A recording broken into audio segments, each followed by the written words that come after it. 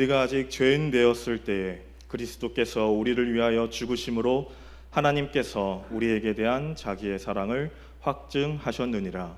아멘. 사랑과 은혜가 풍성하신 하나님, 오늘도 주님께 나와 주님의 영광을 위하여 우리의 시간을 드리고 우리의 마음을 드리도록 허락하심에 감사함을 드립니다. 우리가 정말로 하나님을 만나며 체험하며 우리에게 보여주신 그 크신 사랑을 느끼고 갈 수 있는 귀한 예배되게 하여 주시옵소서. 모든 말씀 예수님의 이름으로 기도드렸습니다. 아멘.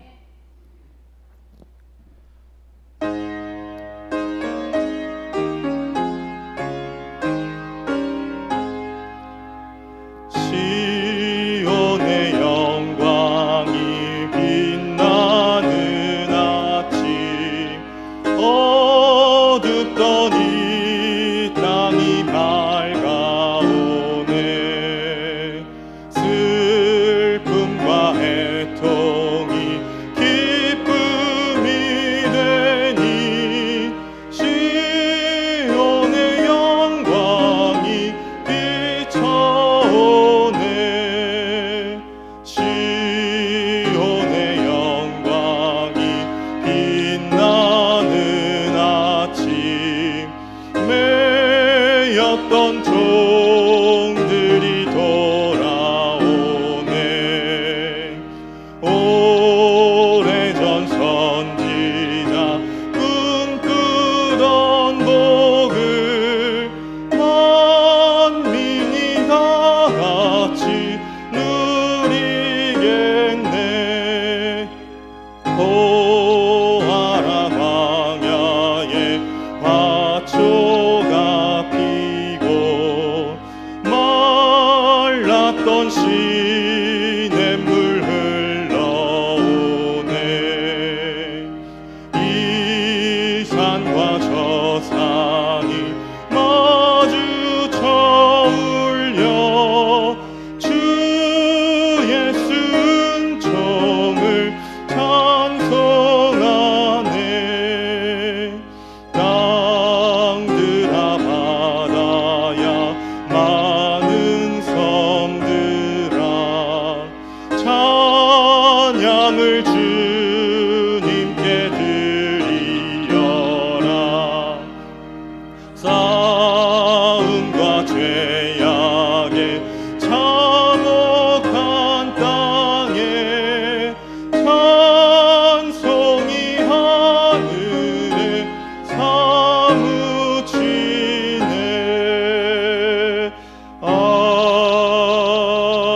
아멘. 전능하사 천지를 만드신 하나님 아버지를 내가 믿사오며 그 외아들 우리 주 예수 그리스도를 믿사오니 이는 성령으로 잉태하사 동정녀 마리아에게 나시고 본디오 빌라도에게 고난을 받으사 십자가에 못 박혀 죽으시고 장사한 지 사흘 만에 죽은 자 가운데서 다시 살아나시며 하늘에 오르사 전능하신 하나님 우편에 앉아 계시다가 저리로서 산자와 죽은 자를 심판하러 오시리라. 성령을 믿사오며 거룩한 공예와 성도가 서로 교통하는 것과 죄를 사하여 주시는 것과 몸이 다시 사는 것과 영원히 사는 것을 믿사옵나이다. 아멘. 성시 교독하시겠습니다. 주 안에서 항상 기뻐하라. 내가 다시 말하노니 기뻐하라.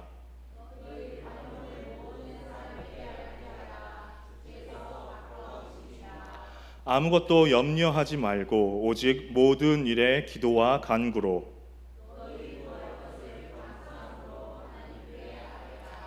그리하면 모든 지각에 뛰어난 하나님의 평강이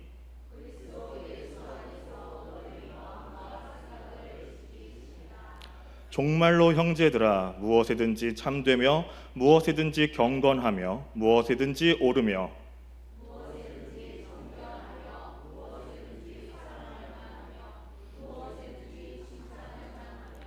무슨 덕이 있든지 무슨 기림이 있든지 이것들을 생각하라.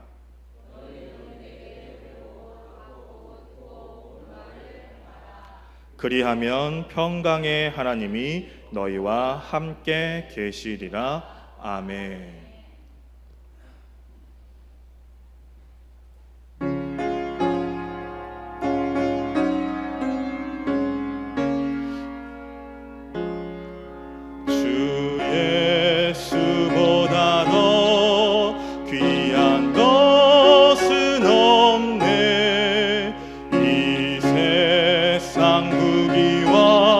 바꿀 수 없네.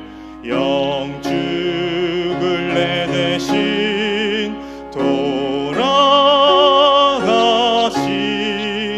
그 놀라운 사랑 잊지 못해. 세상 즐거움 다 버리고 세상 자랑 다 버렸네. 주 예수보다 더 귀한 것은 없네. 예수밖에는 없네. 주 예수보다 더 귀한 것은 없네. 이 세상 명예와 바꿀 수 없네. 이전에 즐기던 세상 일도 주 사랑하는 마음 뺏지 못해. 세상 즐거움 다 버리고 세상 자랑 다 버렸네. 주 예수보다 더 귀한 것은 없네. 예수밖에는 없네. 주 예수보다 더 귀한 것은 없네. 이 세상 행복과 바꿀 수 없네. 유혹과 핍박이 몰려와도 주 섬기는 내 맘 변치 못해. 세상 즐거움 다 버리고 세상 자랑 다 버렸네. 주 예수보다 더 귀한 것은 없네. 예수밖에는 없네.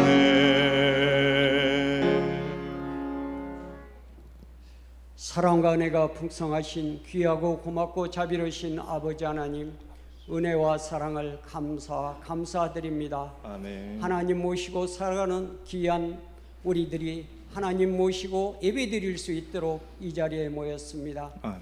늘 은혜와 사랑, 한없는 주님의 은혜와 궁예를 바라보며 소망을 갖는 저희들에게 하나님만 찾습니다. 하나님, 오늘 예배 속에 꼭 함께 하시어 우리 예배를 받아주시옵시고 한없는 주의 긍휼과 자비를 내려주셔서 이 시간 성령으로 충만케 하시고 말씀으로 충만케 하시고 은혜로 충만케 하여 주시옵소서. 아멘. 하나님, 저희들이 예배드린 이곳은 만세전에 하나님이 택하신 귀한 동작 중앙교회임을 주님도 아십니다. 하나님 오시옵소서 오시옵소서 늘 부르짖는 우리의 기도를 외면치 마옵시고 잠잠치 마옵소서. 아버지 하나님 찾고 찾는 저희들의 기도를 외면치 마옵시고 아버지 병든 자에게 치료의 역사를 막힌 자에게 문을 활짝 열어 주셔서 나갈 수 있도록 또 달려갈 수 있도록 주님 품에 안길 수 있도록 늘 은혜 내려주시기를 소망하고 원합니다. 아멘. 하나님이여 하나님이여 찾는 우리들의 기도를 하나님 찾는 우리의 기도를 꼭 응답하셔서 살아계신 주님이 이 제단에 계심을 주님이 늘 역사하셔서 하나님의 선하신 뜻 이뤄갈 수 있도록 은혜와 은총을 베풀어 주옵소서. 아멘. 하나님 아버지 벌써 돌이켜보니 이번 6월이 또 전반기를 보내게 됩니다. 지난 6개월 동안 돌이켜보니 한없이 아버지 앞에 죄스럽고 송구스러운 마음 한없이 많습니다. 그렇지만 앞으로 살아갈 날들이 있기에 하나님을 바라보고 소망을 갖습니다.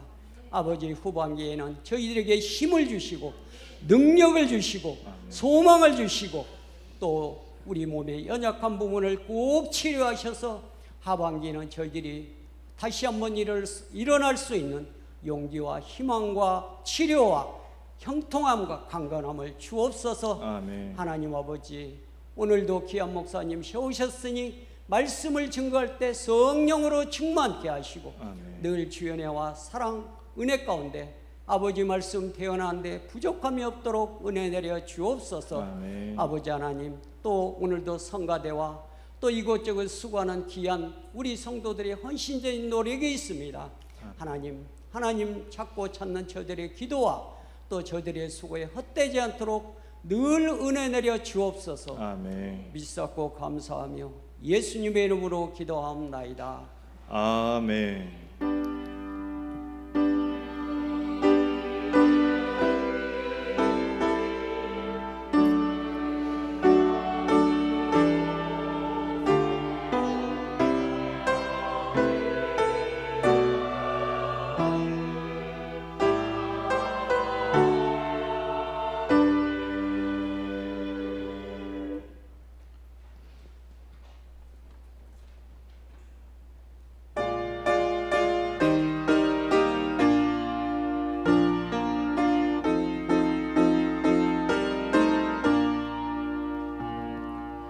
빈들의 마른 풀같이 시들은 나의 영혼 주님의 허락한 성령 간절히 기다리네. 가물어 메마른 땅에 단비를 성령의 단비를 부어 새 생명 주옵소서. 반가운 빗소리 들려 산천이 춤을 추네. 봄비로 내리는 성령 내게도 주옵소서. 가물어 메마른 땅에 단비를 내리시듯 성령의 단비를 부어 새 생명 주옵소서. 절 따라 우로를 내려 조목이 무성하니 갈급한 내 심령 위에 성령을 부으소서. 가물어 메마른 땅에 단비를 내리시듯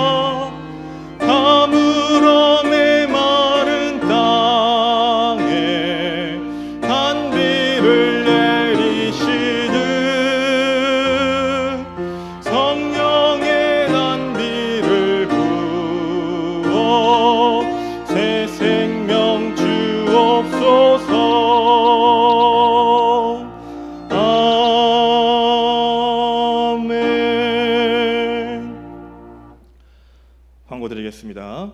병중에 있는 성도님들을 위해 기도해 주시기 바랍니다. 정교인 성경 읽기를 진행하고 있습니다. 기간은 6월 9일부터 9월 20일까지, 범위는 대선지서입니다. 오늘은 오전 예배 후 각 목장별로 식사를 하며 교제하는 시간을 갖도록 하겠습니다. 그동안 시간이 부족하여 함께 나누지 못한 이야기들을 마음껏 나누는 귀한 시간 되길 소망합니다. 다음 주는 맥주 감사 주일로 지키겠습니다.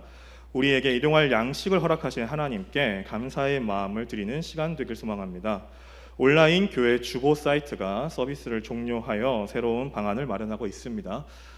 김규진 선생님이 새로운 방안을 주셨는데 제가 그걸 지금 리모델링 하는 중이어서 다음 주에는 아마 우리 교회에 다시 게시할 수 있을 것 같습니다. 그래서 한 주만 기다려 주시면 다음 주까지 온라인 주보를 다시 올려드리도록 하겠습니다. 유튜브 구독자 100명 이벤트가 오늘 마감됩니다. 준비하셨던 분들은 오늘까지 제게 제출해 주시기 바랍니다. 7월 전교인 연합 기도회를 진행합니다. 월요일부터 목요일까지는 교회에 자유롭게 올라와 기도를 하시면 되고, 금요일에는 찬양팀과 함께 찬양 기도회를 드리니 모두 교회에 올라오셔서 기쁨으로 찬양하여 간절히 기도하는 시간을 갖도록 하겠습니다. 7월 7일 월요일부터 7월 11일 금요일까지 저녁 8시고 차량은 7시 40분에 대방마트 앞에서 출발합니다. 오늘 예배 후에 교회 청소가 있겠습니다. 그리고 하나 말씀을 드리면 방수경 집사님께서 도림동 동장으로 발령 받으셨다고 합니다. 우리 박수로 축하드리도록 하겠습니다. 네, 도림동의 대장이 되셨습니다. 네, 축하드리고요.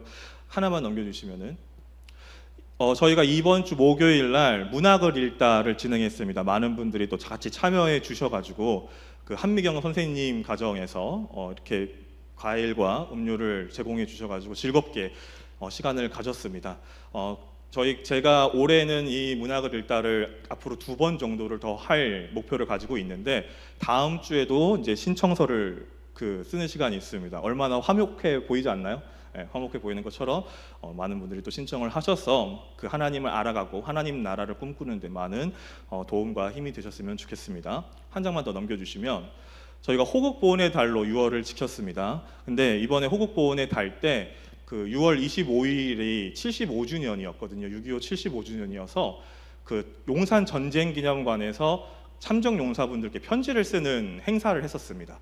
근데 제가 용산 전쟁기념관 이번 금요 예배 영상 때문에 2번을 왔다 갔다 하면서 편지를 먼저 학생들에게 쓰게 했었거든요. 그래서 학생들이 쓴 편지를 지금 전달하는 건데, 우리 아이들이 굉장히 열심을 다해서 편지를 썼더라고요.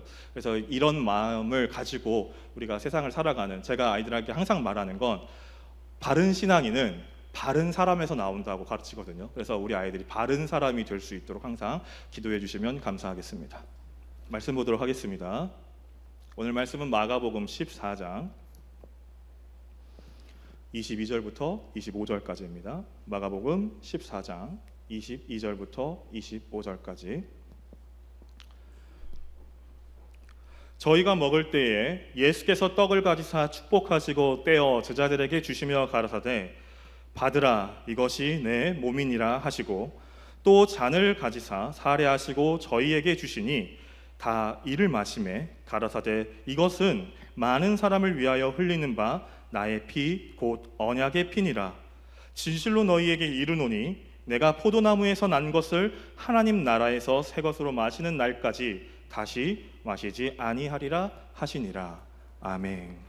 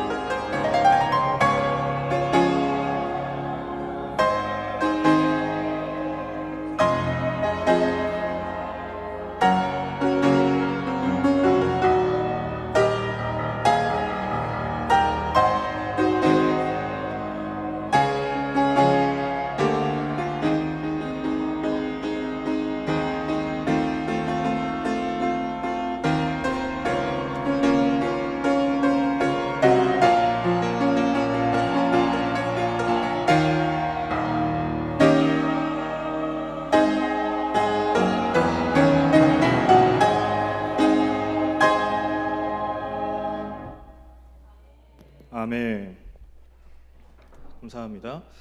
제가 예전에도 한번 언급드린 적이 있었는데 제가 다른 곳에서 성가대를 드는 것보다 참 저희 교회 성가대 하실 때가 더 은혜가 많이 되는 것 같은 거는 안으로 굽는 거라기보다는 잘하시기 때문이라고 생각합니다. 오늘도 너무 은혜로운 찬양해 주셔서 감사드립니다.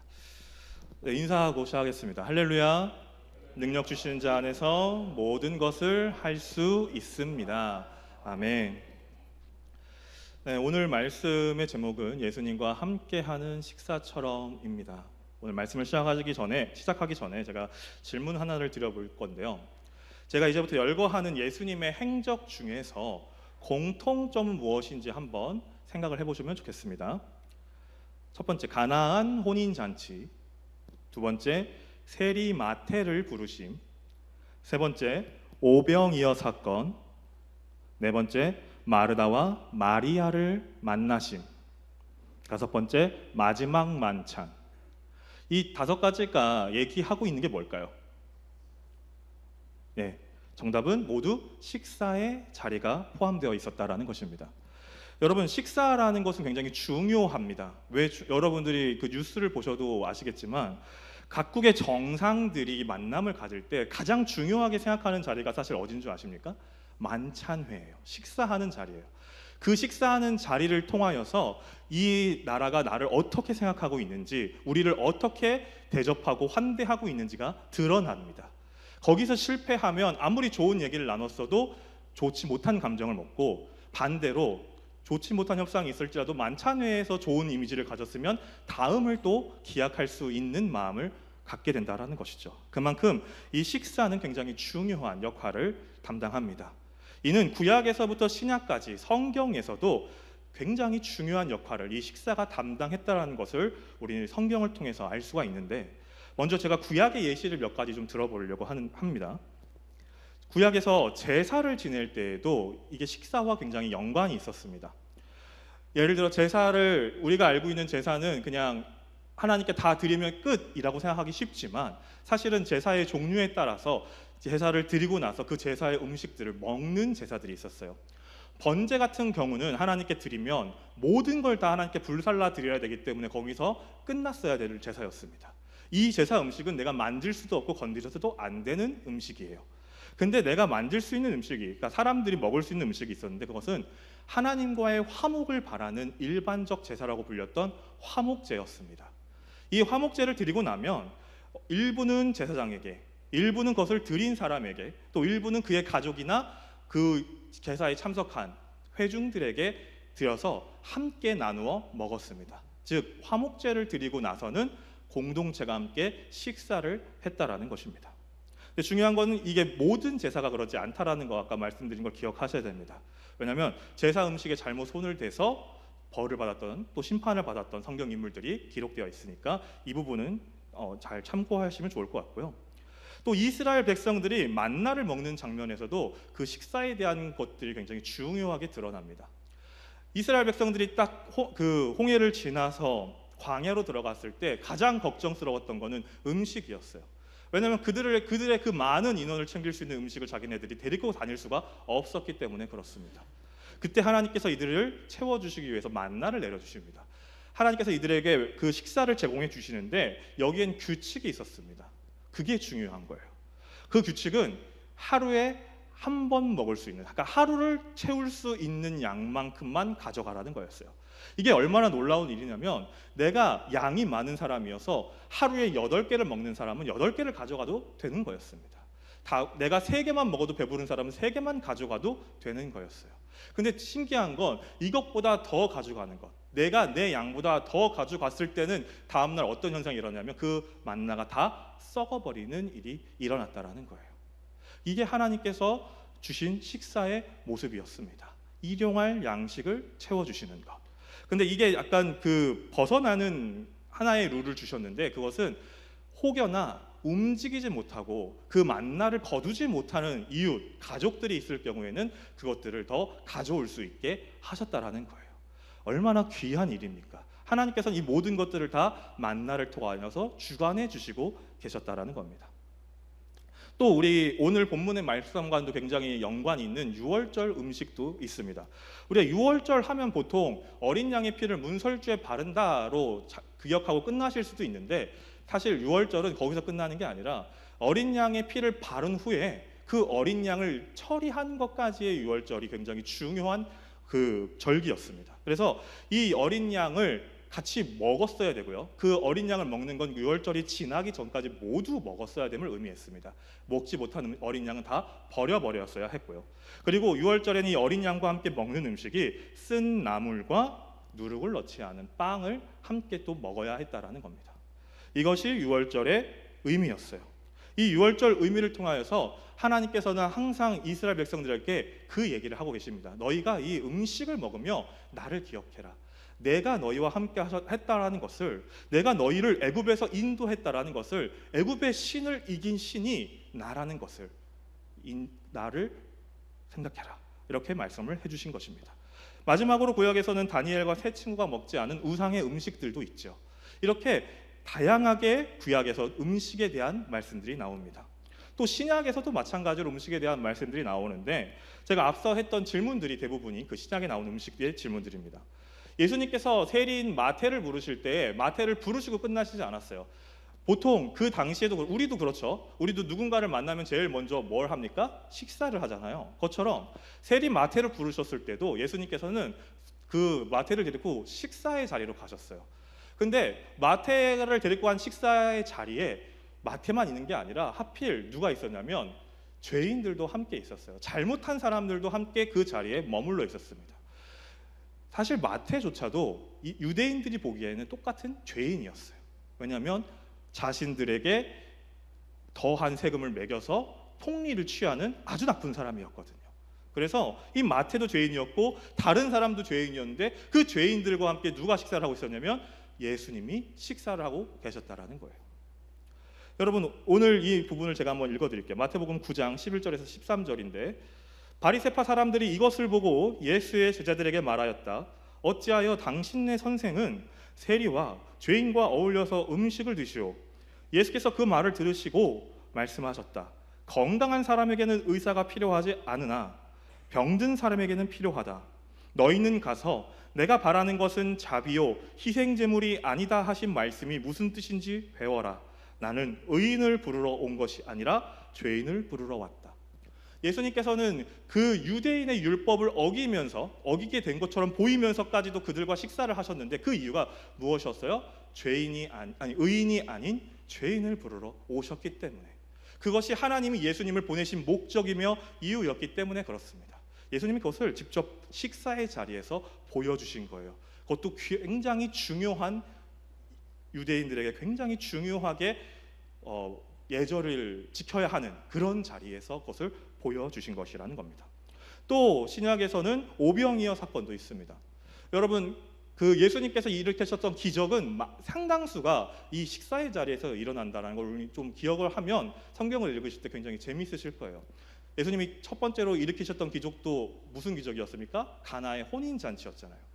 예수님께서 마지막으로 제자들과 함께 했던 일도 무엇입니까? 최후의 만찬이었잖아요. 이처럼 예수님은 시작부터 마지막까지 계속 그 식사의 자리를 통하여서 뭔가 하나님의 뜻을 이루셨습니다. 그것을 기억하면서 신약을 또 보시면 나름대로 그 안에 하나님의 의미를 찾아낼 수 있는데, 이 오병이어 사건도 마찬가지였어요.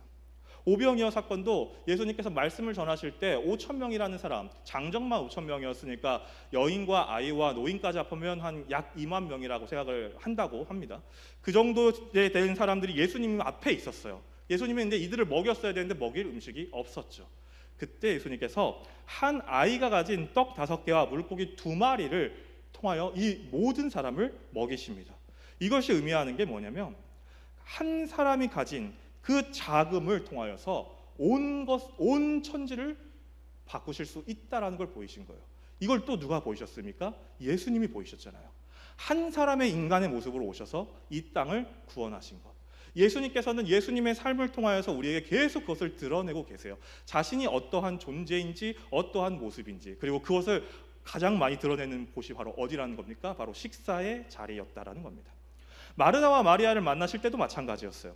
마르다와 마리아의 모습을 통하여서 예수님께서 하시고 싶었던 말씀은 마리아가 옳았어, 마르다가 옳았어가 아니라 이 두 사람의 모습을 통하여서 하나님 나라의 일꾼이 갖춰야 할 것들을 말씀해 주셨다라는 거예요.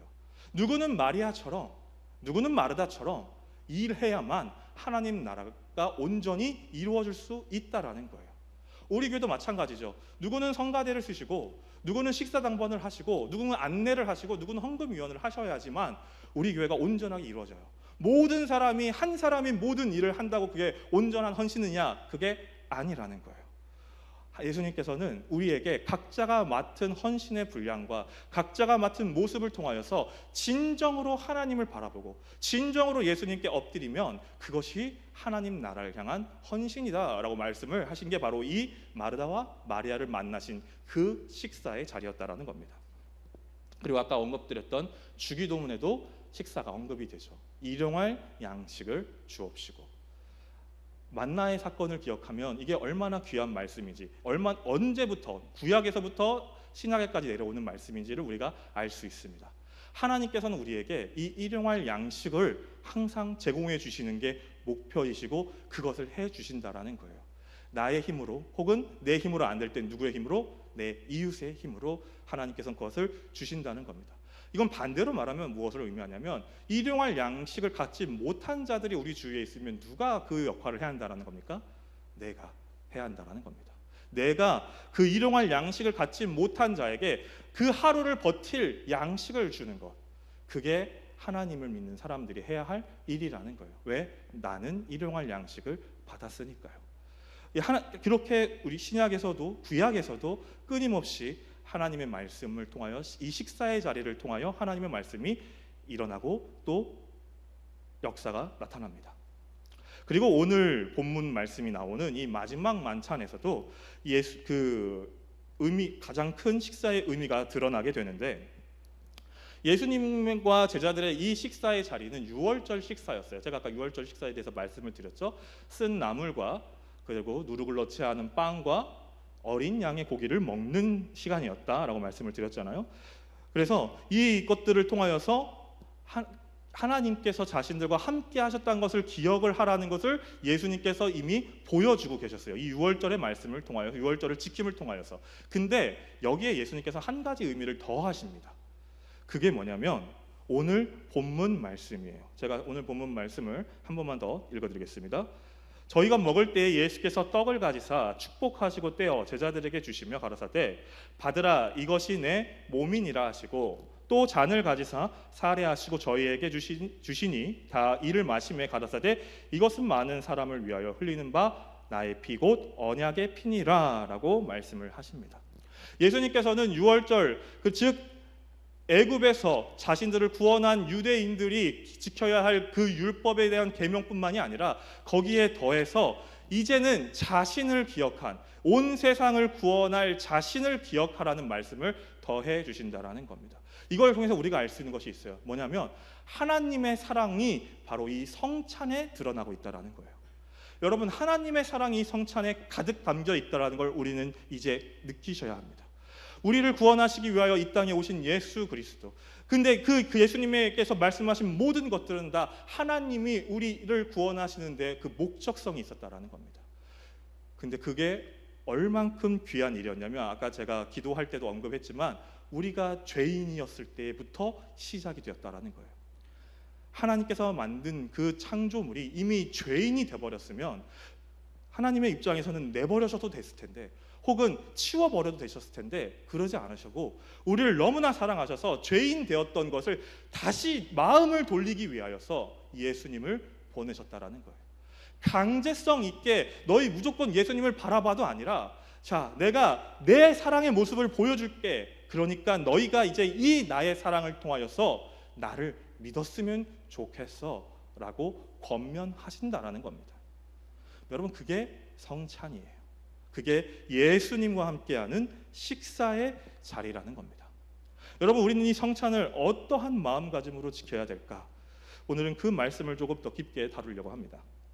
성찬 속에 예수님의 임재에 대해서는 우리가 자의 다른 입장들이 좀 있어요. 사실 성찬은 그냥 우리는 개신교고 우리가 예수님을 믿는 그리스도인으로서 그냥 우린 딱 성찬 이렇게만 생각하지만 사실 성찬의 모습에 따라서 다양한 그 입장이 있는데 가톨릭에서는 그 화채설이라고 하는 그 의미를 가지고 있습니다. 이 화채설이라는 게 뭐냐면 떡과 포도주가 예수님의 살과 피로 진짜 변한다라는 거예요.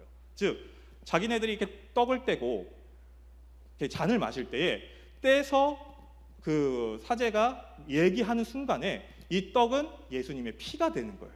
실제 피가 돼서 떡은 예수님의 살이 되는 거예요. 실제 살이 돼서 내가 그 살을 먹는 거고 잔도 포도주도 실제 피가 돼서 내가 그걸 먹는다는 것. 이게 화채설이에요. 지금도 가톨릭에서는 이 화채설을 가지고 말씀을 전하고 있고 화채설을 믿으면서 성찬을 하고 있습니다. 그리고 루터의 입장에서는 이 화채설보다는 조금 더 한 발 물러선 공제설을 주장을 했었는데 떡과 포도주 곁에 예수님이 항상 계신다라는 거예요. 화채설은 실제적 변화였다면 공제설은 그게 임재하고 있다라는 거예요. 예수님께서 여자리에서 이미 임재하고 계셔서 우리가 떡을 떼고 잔을 나눌 때 예수님의 떡과 잔이 우리 가운데 이미 임재하고 있다라는 것을 말하는 게 공제설입니다. 쯔빙글리는 이 성찬을 기념설 혹은 상징설로 했는데 사실 이게 우리 그 기독교, 우리 개신교가 가지고 있는 그 성찬과 의미가 같거든요. 떡과 포도주를 기념하는 거에 목표점이 있다라는 거예요. 이게 실제 예수님의 피도 아니고 실제 살도 아니지만 우리가 그 예수님이 하셨던 그 일을 통하여서 우리가 그것을 마음속에 기억하고 기념하자. 그래서 이거를 기념설 혹은 상징설로 부르기도 합니다. 그리고 칼빈은 루터의 공제설과 찌빙글리의 기념설 그 중간쯤을 표현을 해서 영적 임재설을 썼는데 떡과 포도주 곁에 성령님이 임재하신다라는 거예요. 우리가 예수님이 직접 임재하시진 않지만 성령님이 우리 가운데 함께 하시기 때문에 우리가 그렇게 그 성찬을 나눌 때 성령님께서 우리와 함께 하신다라고 말하는 겁니다. 그래서 우리 개신교, 기독교는 찌빙글리의 이 기념설, 상징설이나 영적 임재설을 가지고 성찬을 합니다. 그래서 우리가 다음번에 또 목사님이 앞에서 성찬을 하실 때 잘 보시면 우리가 어떤 마음과 어떤 생각으로 하시는지를 또 보실 수 있을 거예요. 그래서 이렇게 예수님께서 성만찬을 하셨다는 것을 기념을 하는데 그럼 예수님 본인께서는 이 성만찬을 통해서 어떤 것을 나누고 싶으셨을까를 한번 생각을 해봐야 할 것입니다. 우리가 이걸 알려면 마지막 만찬 전에 있었던 그 식사의 자리들을 한번 돌아봤으면 돼요. 아까 제가 말씀드렸던 그 여러 가지 식사의 자리를 돌아보시면 돼요. 아까 세리 마태를 부르셨던 건 어떤 느낌이었습니까? 죄인과 함께 하시는 게 뭐였어요? 예수님이 이 땅에 오신 목적을 나타내잖아요. 오병이어 사건은 뭘 의미했습니까? 부족함을 통하여서, 모자람을 통하여서, 아주 이루어질 수 없는 것처럼 보이는 것을 통하여서 구원을 이루시는 것을 나타내셨습니다. 마르다와 마리아를 만나신 것은 차별과 불평등을 넘어선 사랑을 표현하고 싶으셨던 거예요. 주기도문은 식사를 통해 하나님의 사랑을 어떻게 깨달을 수 있는지를 말씀해 주고 계신 겁니다. 이 모든 것들이 의미하는 건 식사의 자리는 우리가 이 성찬의 자리는 예수 그리스도와 함께하는 자리는 하나님의 사랑이 발현되는 자리라는 거예요. 우리가 성찬을 한다는 것, 예수님과 함께한다는 것은 하나님의 사랑이 그 자리에서 이미 발현되고 있다는 겁니다. 우리가 그것을 마음속에 품으면 우리가 그 사랑에 함께 묻어질 수 있게 될 것입니다. 근데 이것을 하지 못하게 될 때, 이 성찬에 함께 동참하지 못하면 우리가 어떤 마음과 어떤 상태가 될 수 있냐면 사도 바울이 어떤 것을 그렇게 지적을 하는 부분이 있어요. 고린도 교회가 이 성찬의 모습을 제대로 갖추지 못할 때가 있었습니다. 왜 갖추지 못했냐면 이들이 서로 파를 나눠서 분열을 한 거예요. 누구는 아볼로파, 누구는 바울파, 누구는 그리스도파로 해서 분열이 된 거예요. 그래서 자기네들만 옳은 거예요. 자기네들만 맞는 거예요. 그렇게 분열이 된 교회에서 성찬을 진행하니까 자기들 뜻대로 성찬이 진행이 되는 거예요. 예수님의 의미, 예수님께서 성찬을 주신 의미를 잊어버린 거예요. 그래서 바울은 이 문제를 가지고 고린도 교회를 지적을 합니다. 제가 그 부분을 잠깐 읽어드리겠습니다. 고린도전서 11장 20절에서 26절인데 그렇지만 여러분이 분열되어 있으니 여러분이 한 자리에 모여서 먹어도 그것은 주님의 만찬을 먹는 것이 아닙니다. 먹을 때 사람마다 제가끔 자기 저녁을 먼저 먹으므로 어떤 사람은 배가 부르고 어떤 사람은 술에 취합니다. 여러분에게 먹고 마실 집이 없습니까? 그렇지 않으면 여러분이 하나님의 교회를 멸시하고 가난한 사람들을 부끄럽게 하려는 것입니까? 내가 여러분에게 무슨 말을 해야 하겠습니까? 여러분을 칭찬해야 하겠습니까? 이 점에서는 칭찬할 수 없습니다. 내가 여러분에게 전해준 것은 주님으로부터 전해받은 것입니다. 곧 주 예수께서 잡히시던 밤에 빵을 들어서 감사를 드리신 다음에 떼시고 말씀하셨습니다. 이것은 너희를 위하는 내 몸이다. 이것을 행하여 나를 기억하여라. 식후에 잔도 이와 같이 하시고서 말씀하셨습니다. 이 잔은 내 피로 세운 새 언약이다. 너희가 마실 때마다 이것을 행하여 나를 기억하여라. 그러므로 여러분이 이 빵을 먹고 이 잔을 마실 때마다 주님의 죽으심으로 그가 오실 때까지 선포하는 것입니다. 여러분, 사도 바울은 이 고린도전서에 있는 고린도 교회에 다니는 사람들을 통해서 분명하게 성찬의 자리가 무엇인지를 말하고 있는데, 그게 뭐냐면 분열되지 않는 자리라는 거예요. 따로 마음이 흩어져 있는 자리가 아니라는 겁니다. 또 차등되지 않는 자리라는 거예요. 너희가 돈이 많으면 미리 먹고 오고 마시는 걸 많이 챙겨 오거나 그러지 말라는 거예요. 너희가 마실 게 많이 있어도 술 취하고 있지 말라는 거예요. 이 자리는 누구를 위한 자리니까? 주님의 자리니까 주님의 자리에 동참하는 게 성찬이라는 거예요. 그걸 사도 바울은 말씀하고 있습니다. 그리고 이렇게 주님의 자리에 동참하면 우리가 구원을 얻을 수 있다라는 겁니다. 그리고 그것이, 이 구원이란 하나님의 무한한 사랑에 함께 들어가는 것, 그것이 바로 주님의 성찬에 동참하는 것, 주님의 식사에 동참하는 것이라는 것을 오늘 사도 바울은 말씀하고 있다는 것입니다. 고린도전서 11장 27절 이후에 그 사도 바울은 그러지 못한 사람들에게 이야기합니다. 너희가 심판을 받을 거야. 너희가 이것들을 이렇게 지키지 않으면, 분열하지 않고 화합하지 않으면, 자꾸 너희가 서로가 차등되게 지내면, 너희가 주님의 자리를 이렇게 무시하면 너희는 심판을 받을 거야. 그렇기 때문에 심판받지 않을 수 있는 모습을 갖춰야 돼 라는 표현을 하는데, 그 심판받지 않을 모습을 어떻게 갖춰야 하냐고 말하냐면, 제가 이것을 사도 바울의 말씀이 아니라 한 책에서 따왔는데, 그 예수의 식탁 이야기라고 하는 김호경 교수님의 책에 삭개오가 나오는데 그 내용에서 이 얘기를 발췌했습니다. 여러분, 삭개오의 집에 예수님이 가게 되는 장면을 우리는 다 기억을 합니다. 근데 사람들이 이제 오해를 해요. 왜 오해하게 되냐면, 삭개오의 집에 간다는 건 누구의 집에 간다고 아까 표현했어요? 세리는 뭐라고요? 죄인이랬잖아요. 죄인의 집에 예수님이 가는 거예요. 유대인들 입장이나 제자들 입장에서는 이해할 수 없죠. 근데 그 죄인의 집에 가야 되는데, 그때 죄인의 집을 바꿀 수 있는 유일한 사람이 한 명 있었어요. 누구였습니까? 삭개오였다라는 거예요. 여러분, 삭개오가 예수님을 자기 집으로 초대할 때 예수님이 오시는 게 꺼리죠. 왜? 내가 죄인이니까. 그럼 이걸 바꿀 수 있어요. 누가? 삭개오가. 내가 더 이상 죄인이 아니면 되는 거예요. 그래서 삭개오는 이렇게 이야기하고 선택합니다. 삭개오가 일어서서 주님께 말하였다. 주님 보십시오. 내 소유의 절반을 가난한 사람들에게 주겠습니다. 또 내가 누구에게서 강제로 빼앗은 것이 있으면 4배로 하여 갚아주겠습니다. 예수께서 그에게 말씀하셨다. 오늘 구원이 이 집에 이르렀다. 이 사람도 아브라함의 자손이다. 인자는 잃은 것을 찾아 구원하러 왔다. 여러분, 우리가 성찬에 동참하실 때 왜 예수님의 그 귀한 사랑, 하나님의 그 귀한 사랑이 안 느껴지냐면, 어쩌면 우리 가운데 아직 죄된 모습, 내가 버리지 못한 모습, 내가 예수님을 받아들이기 어려운 모습들이 가득 남아 있기 때문은 아닐까 돌아보아야 합니다. 그것들을 내려놓고 그것들을 정말로 하나님께 드렸고 나서 성찬에 동참하실 땐 우리 마음이 하나님의 그 사랑에 푹 담가질 수 있을 거라 저는 확신합니다. 오늘 이 삭개오가 했던 행동을 기억하십시오. 집으로 예수님께서 집으로 오시겠다고 했을 때 삭개오가 선택했던 것은 죄인의 집으로 예수님을 초대한 것이 아니라 자신이 더 이상 죄인이 아니게 되고 예수님을 초대했다라는 겁니다. 여러분, 우리가 이것을 기억해서 우리가 예수님의 자리에 함께 동참할 때, 주님의 자리에 함께 동참하는 자로서 어떤 모습을 갖춰야 하는지를 함께 기억하며 갈 수 있었으면 좋겠습니다. 그래서 예수님의 식사의 자리에 제대로 동참하는 방법 정리를 하면, 자신을 정결하게 하며 예수님만을 높이는 것, 하나님의 사랑이 또 예수님의 사랑이 발현될 수 있도록, 발현되고 있도록 하는 것, 그것이 바로 우리가 예수님의 식사의 자리, 그 성찬의 자리에 제대로 동참하는 방법이 될 것입니다. 말씀을 마무리하면서 제가 윌리몬이라고 하는 미국 감리교 목사님의 책을 굉장히 좀 감동적으로 읽었어요.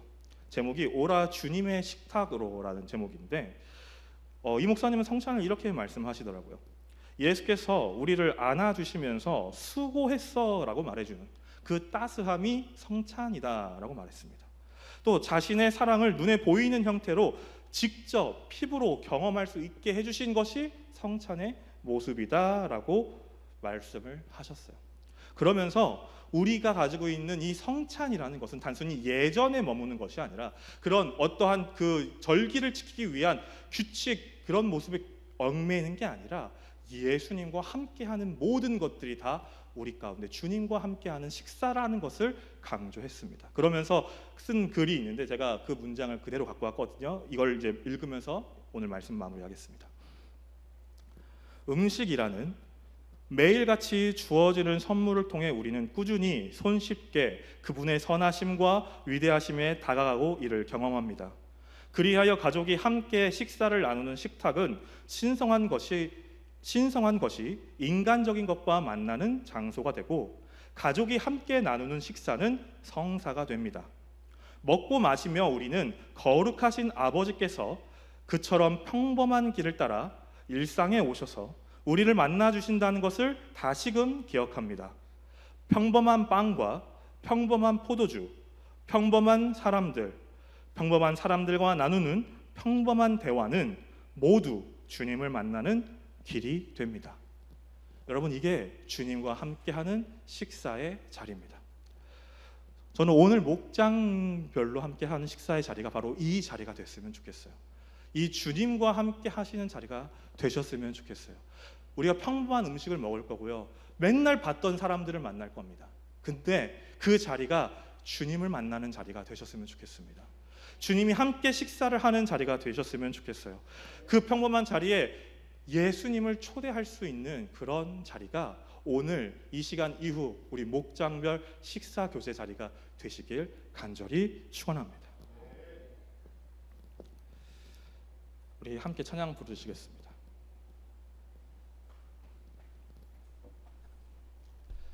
우리 그 사랑이라는 찬양입니다. 우리 교회에서도 많이 불러봤고 또 아직 모르시는 혹시 분도 계실 수 있는데, 제가 오늘 또 부르는 것은 저희가 기도회 때 또 이 찬양을 함께 부를 거기 때문에 오늘 또 제가 이렇게 말씀을 전하게 될 때 한번 불러보려고 이 찬양을 함께 부르려고 하니까, 찬양을 모르시는 분들은 가사에 집중을 해 보시면서 찬양을 묵상해 주시면 좋을 것 같고요, 아시는 분들은 또 큰 소리로 하나님께 영광 올려드리며 찬양하실 수 있는 시간 되시면 좋겠습니다.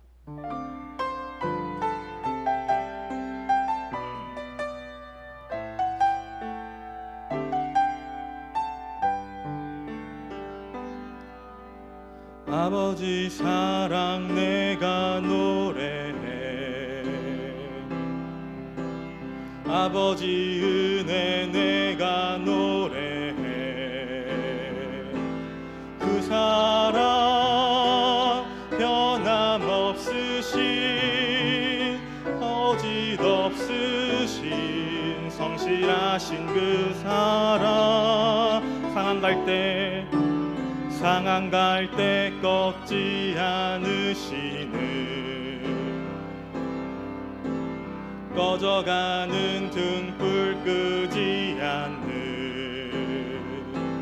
그 사랑, 변함없으신, 거짓없으신, 성실하신 그 사랑,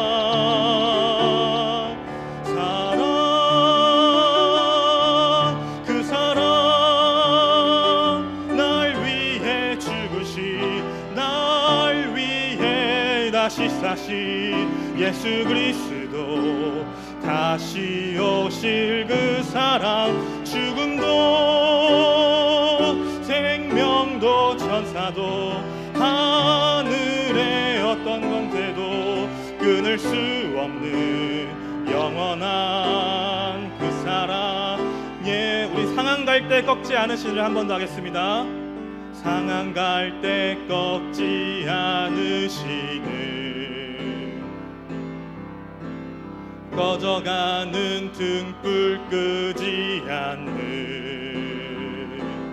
그 사랑, 변함없으신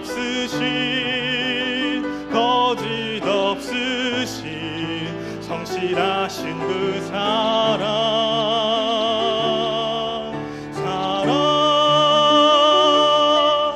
그 사랑, 날 위해 죽으신, 날 위해 다시 사신 예수 그리스도, 다시 오실 그 사랑. 죽음도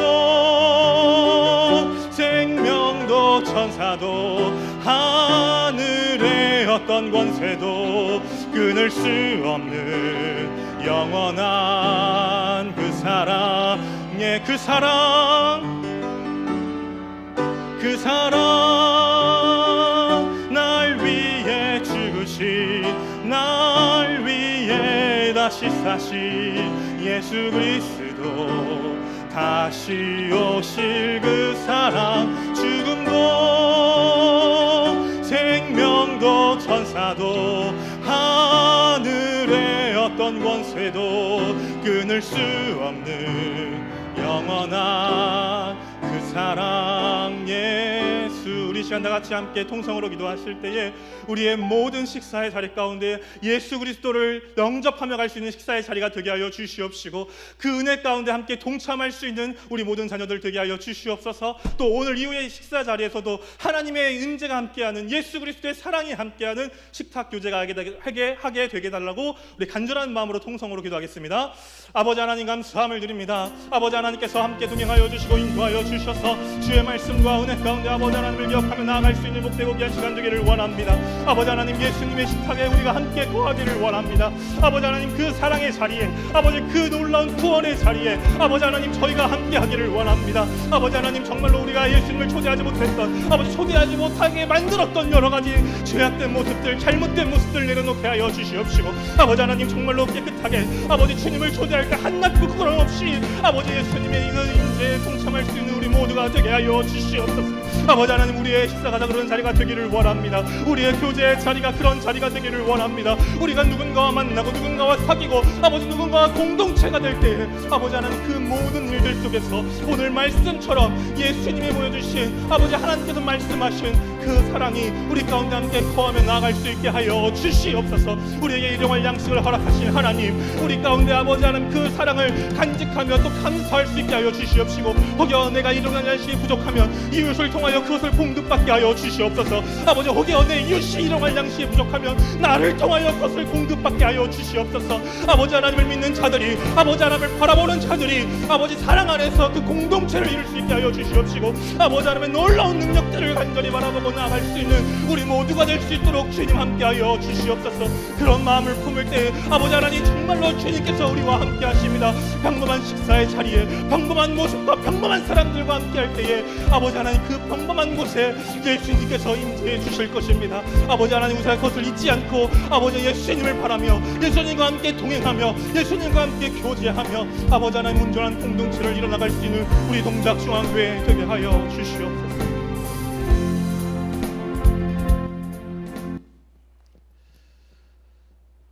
사랑과 은혜가 풍성하신 하나님, 오늘 예수님의 그 사랑의 식탁에 우리가 함께 거하기를 원합니다. 그리고 우리가 그것을 그 자리에 거하기 위하여 해야 할 일들을 하게 하여 주시고, 부끄럽지 않은 모습으로 예수님과 동참할 수 있는 모두가 되게 하여 주시옵소서. 우리가 예배 후에 목장별로 교제를 나눕니다. 음식을 나누며 이야기를 나눌 것입니다.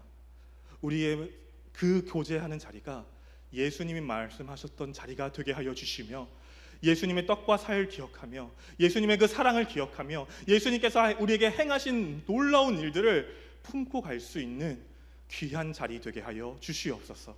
그러므로 우리의 삶 가운데 함께 하신 역사가 우리 가운데 임하여서 우리가 그 사랑의 깊이를 알고 살아갈 수 있는 진정한 그리스도인 되게 하여 주시옵소서. 지금은 우리 주 예수 그리스도의 크신 은혜와 우리 아버지 하나님의 지극하신 사랑하심과 성령님의 감동, 인도, 교통, 축복하심이 오늘 말씀을 들은 모든 성도님들 위해 이제로부터 영원토록 함께 하시길 간절히 축원하옵나이다. 아멘.